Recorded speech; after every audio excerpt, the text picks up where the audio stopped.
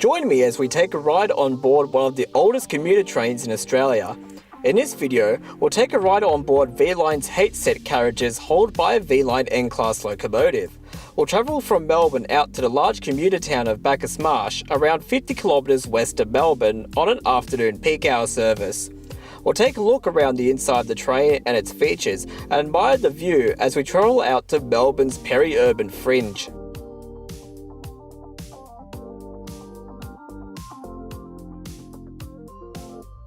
We start the video at Southern Cross Station, which is the largest station in Melbourne.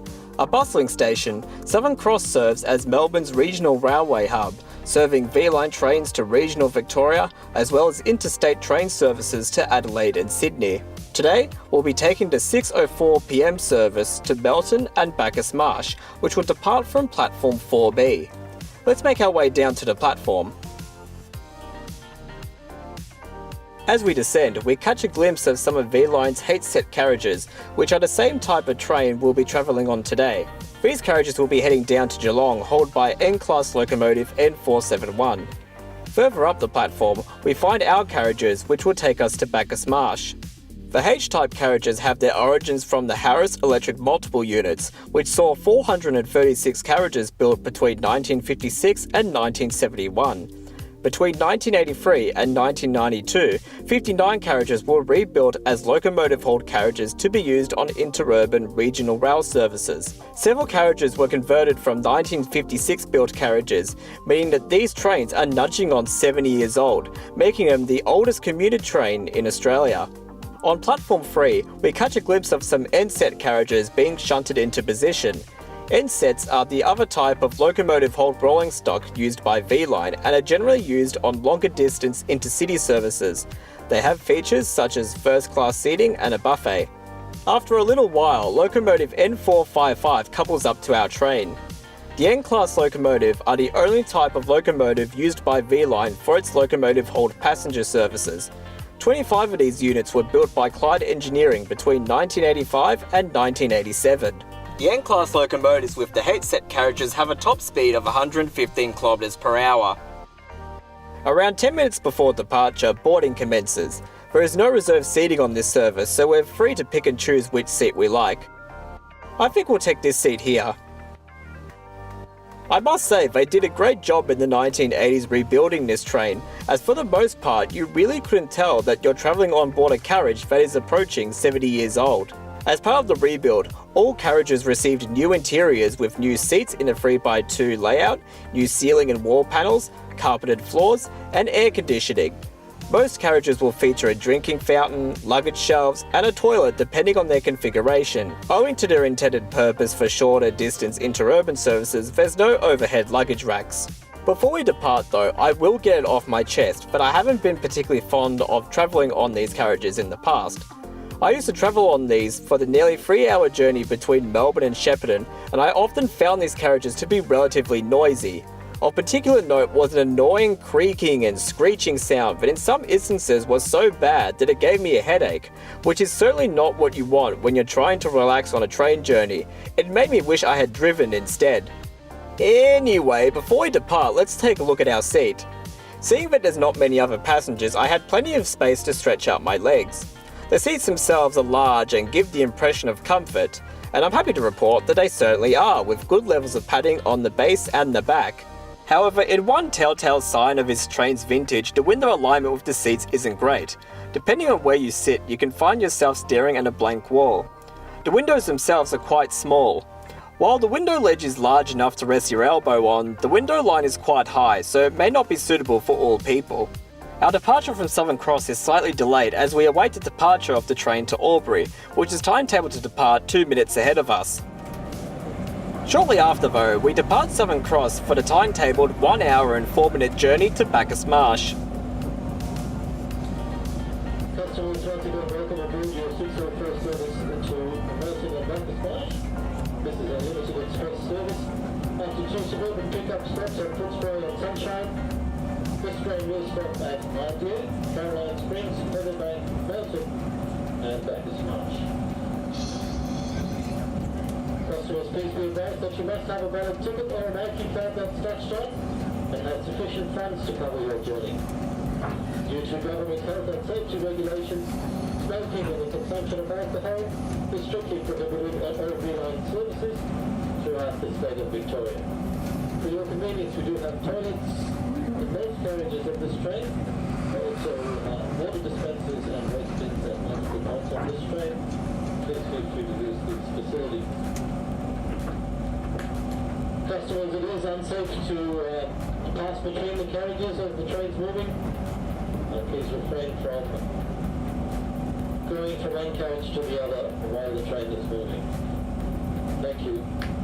As we depart, we see the Southern Cross bank sidings, which is used to stable carriages and train sets when not being used. We wiggle our way out of Southern Cross before arriving onto the North Melbourne flyover. The flyover allows platforms 1 to 8 at Southern Cross Station to access the dedicated regional rail link tracks between Melbourne and Sunshine while bypassing the overhead electrified suburban lines. Of note, the flyover features a rail fan platform, which is a great spot for photographing trains, a spot I myself have used on many occasions.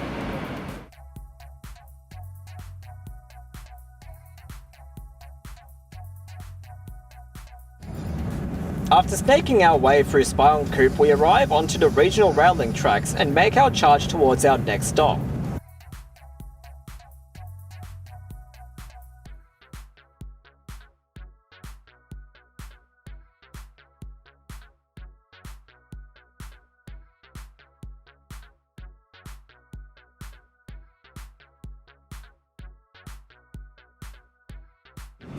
A short time later, we arrive at our first suburban stop at Footscray, where we pick up some passengers.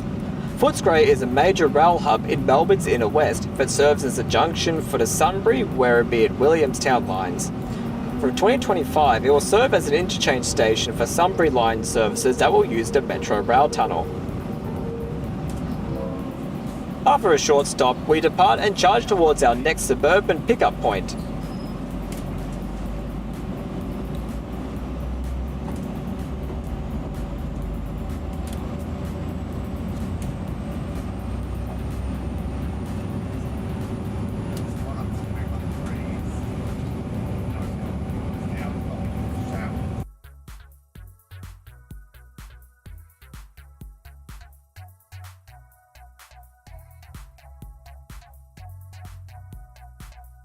Shortly after departing, we pass Middle Footscray Station, which is perhaps the most popular station in Melbourne for rail fanning, offering great views of the adjacent regional and freight lines. As we pass, notice a small crowd of rail enthusiasts photographing our train. Our train had quite a following, and perhaps I should explain why. V-Line N-Class locomotive hauled trains had been synonymous with Bacchus Marsh for many years, being among one of the last locations to receive locomotive hauled commuter trains in Australia. However, our particular train isn't supposed to be locomotive hauled, as V-Line officially ended N-Class services to Bacchus Marsh on the 8th of December 2023, with the services replaced with more modern Velocity diesel multiple units. However, less than 2 weeks later, several N-Class locomotive hauled trains found themselves back onto Bacchus Marsh services as V-Line was short a couple of Velocity trains, which is how we find ourselves riding this particular train.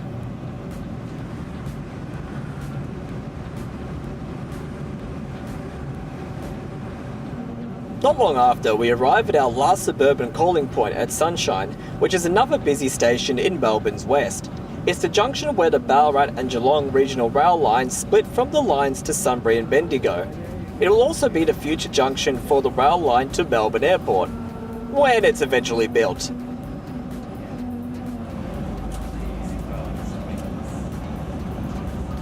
Good evening, customers. To those of you who have boarded at Footscray and Sunshine, welcome aboard. The next stop is Ardeer. Following Ardeer, we stop at Caroline Springs, Meadowbank, Melton, and complete this journey at Bacchus Marsh. Customers, just a reminder to check for personal items before you leave the train. Banking card holders, please remember to touch us to pay the lowest fare. And for your safety, please be mindful of the gap between the train and the platform as you disembark. Customers, to exit the train, you will need to slide the doors open from the middle towards the other, and then you'll be able to exit the train. platform here will be on the right-hand side in direction of travel. Your station is the next stop. Thank you. After departing Sunshine, we turn left and make our way west towards Melton. We're now within V-Line territory away from the electrified suburban rail lines of Melbourne.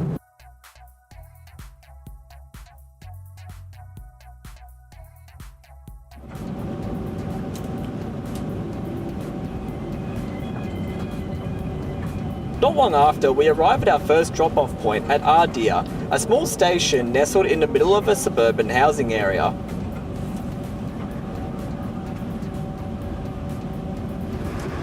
Not long after, we pass through Deer Park, which serves as the junction for the Ballarat and Geelong lines. This modern station was rebuilt to its current form in April 2023 to grade separate the Mount Derrimut Road level crossing. The station is notable for being the only elevated station on the V-Line network. Not long after, we arrive into our next stop at Caroline Springs. This is a relatively new station, having opened in January 2017 to serve Caroline Springs, which is one of Melbourne's newer suburbs that was built over the past 2 decades. Despite this, the station is in the middle of a grassy field, nowhere near the centre of Caroline Springs. To get to the suburb, you either have to drive or catch a bus. After we depart Caroline Springs, you do get the impression that you're on the edge of Melbourne, as the large housing estates are replaced with the volcanic plain grasslands that Melbourne's west is known for. However, Melbourne's urban sprawl is spreading and there's a number of new estates sporadically popping up. This is especially notable as we pass through Rockbank. Once a small basic station with minimal amenities, it was rebuilt in 2019 when the line between Caroline Springs and Melton was duplicated. I must say, for a train that is nudging on 7 years old, the headsets ride fairly well. Okay, granted, this is probably because of the smooth track along the Ballarat Line. However, even on other journeys I've had on these trains to and from Shepparton, I noted that they were reasonably comfortable, managing to iron out a lot of the smaller bumps and imperfections without fuss. We eventually arrive into our next stop at Cobblebank, which is the newest station on the Ballarat Line, having opened in 2019. The station was built to serve some of the new suburbs that have sprung up on the edge of Melton. Just outside of Melton, we had to stop at a signal while waiting for a platform to become available, but after a train heading towards Melbourne passed us, we entered the station. With a population of around 76,000, Melton was once considered to be a satellite city of Melbourne, but has now effectively become another suburb of Melbourne as it's become encroached in the city's massive urban sprawl. Melton is where our train terminates and most of the remaining passengers get off here. However, it's not our train's final destination. At Melton, our train is overtaken by another faster train heading towards Ballarat. After the overtake, our train forms a new service for the final leg of the journey to Bacchus Marsh. The train sits in the platform for a couple of minutes while the overtake takes place, and we even get time for a quick photo stop. With the train now practically empty, I'm able to get a good look around the interior. We'll take an opportunity to visit the toilets. I quite like the heat-set toilets. They're a good size, they're clean, and everything is in good working order, although do be mindful of the water pressure. However, one thing I will note is that the toilets on these trains are not accessible. After a couple of minutes of sitting in the platform, our train departs with the service to Bacchus Marsh. As we depart Melton, we pass over the Werribee River on the Melton Viaduct, which offers a gorgeous natural view.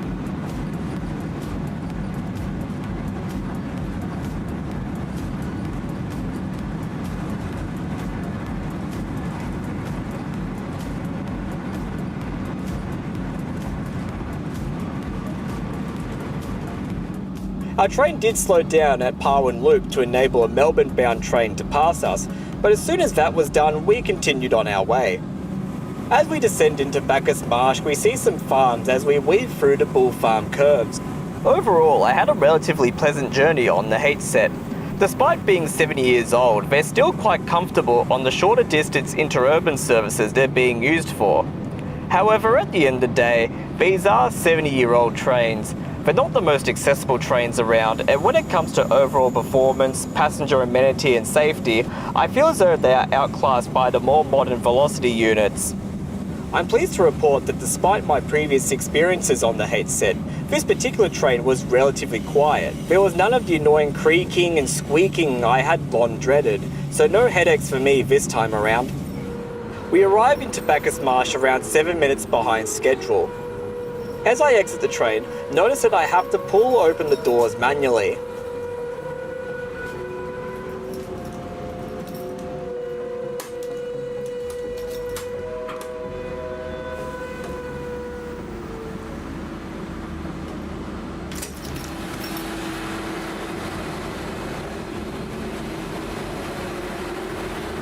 And just like that, my ride on the H-set has come to an end. Bacchus Marsh is a large commuter town in the peri-urban area of Melbourne. Located around 50 kilometres west of Melbourne, the town has a population of around 24,000 people. After sitting on the platform for a couple of minutes, my train departs heading towards the yard at Madingley to stable overnight.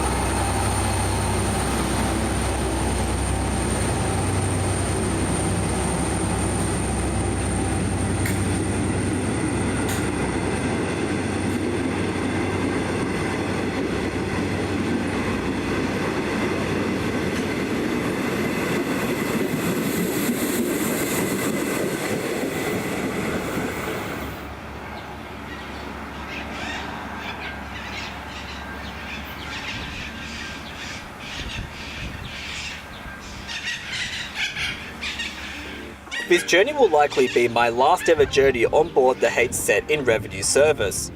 Over the past year, V-Line has been phasing out the H-sets as more velocities enter service. As of January 2024, there are only 2 more services on the V-Line network that are rostered with H-sets. These are the 7:23 service from Geelong to Melbourne in the morning, and the return trip from Melbourne to Geelong at 6:12 in the evening on weekdays. However, the current rumour mill is that this H-set will be withdrawn from service in early February 2024. Depending on when this video is uploaded, you may only have another week or 2 to enjoy these trains. The H-type carriages have certainly served V-Line and their predecessors well over the past 70 years. What do you think of the H-sets? Will you miss them? Or do you prefer their more modern replacements? Let me know in the comments below. Until next time, thanks for watching.